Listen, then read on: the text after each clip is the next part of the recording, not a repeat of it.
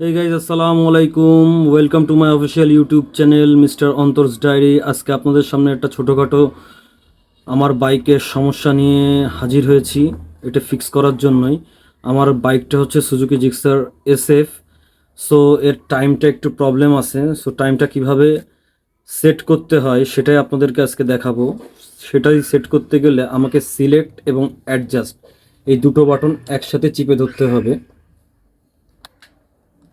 এই দুটো চেপার পরে দেখেন এই দুটো মুভমেন্ট করতেছে। সো আমাকে যদি ঘন্টা ঠিক করতে হয় তাহলে এই সিলেক্ট অপশনে যে এই যে ঠিক করতে হবে।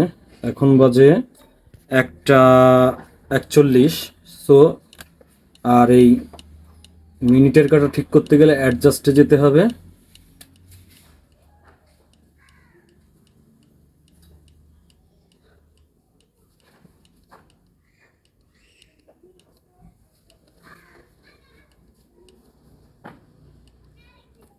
এই যে হয়ে গেল 1:42। এরপর আপনি এটাকে অফ করে দিবেন। দেওয়ার পরে দেখবেন এটা সেট হয়ে গিয়েছে। 1:42 দেখছেন।